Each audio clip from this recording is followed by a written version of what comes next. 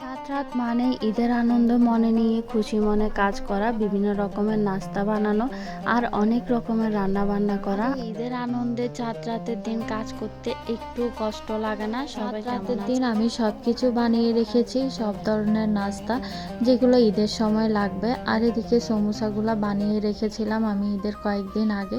তারপর কাবাব বানিয়েছি। সবাই কেমন আছেন? আশা করছি সবাই ভালো আছেন। সমোসাগুলো বানিয়েছিলাম ঈদের কয়েকদিন আগেই। আর এদিকে আমি ওভেনটা ক্লিন করতে ভুলে গিয়েছি, পুরো ঘর আমি ডিপ ক্লিন করেছিলাম।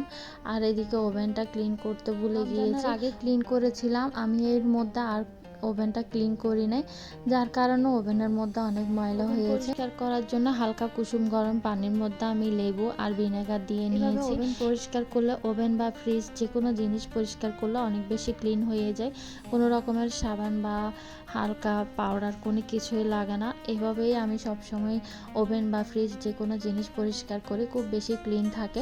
আর এদিকে আমি কাবাব বানাচ্ছি। কাবাবের জন্য আমি এখানে মাংস দিয়ে দিব পরিমাণ মতো, তারপর বুটের ডাল। এদিকে আমি এখন রাঁধুনি কাবাব মশলাটা দিয়ে দিচ্ছি, দিয়ে ভালোভাবে আমি মিক্স করে সব রকমের উপকরণ দিয়ে বসিয়ে দিব। কাবাব বানানোর জন্য আমার কাছে রাঁধুনি কাবাব মশলাটা খুব বেশি ভালো লাগে ইউজ করতে। আর এখানে আমি রসুন বাটা দিয়ে দিচ্ছি পরিমাণ মতো, আদা বাটা দিয়ে দিব। বাটা আমি রমজানের জন্য ব্লেন্ড করে রেখেছিলাম। আমার রসুন বাটাও প্রায় শেষের দিকে, আমার থেকে আবার ব্লেন্ড করতে হয়েছিল। আর এদিকে আমি দুধ দিয়ে দিয়েছি, কাস্টার্ড বানাবো, তারপর পুডিং বানাবো। এগুলাই আমার ঈদের সময় করা হয়, আমি সবসময় এগুলো করে থাকি।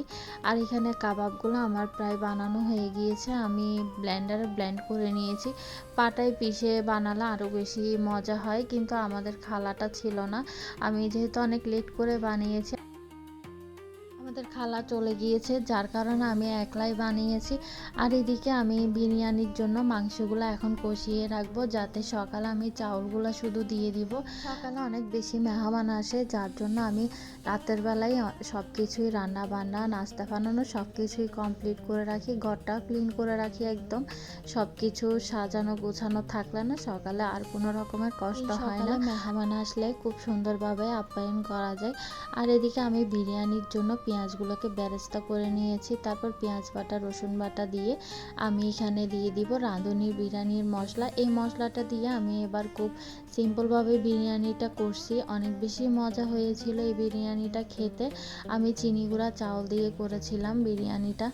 আর এখন আমি রাঁধুনি মশলাটা একটু করে অল্প পরিমাণে দিয়ে আমি বাকি অর্ধেকটা যখন চাউলটা দিব সকালবেলা তখনই দিয়ে দিব। আর এদিকে আমি মাংসগুলো দিয়ে দিচ্ছি, প্রায় 1.5 কেজি চাউলের আমি বিরিয়ানিটা করছি, ঠিক সেই পরিমাণ আমি মাংসগুলো দিয়ে ভালোভাবে কষিয়ে রেখে দিব। তাড়াহুড়া করছিলাম, এগুলো করতে করতে অনেক বেশি রাত হয়ে গিয়েছে।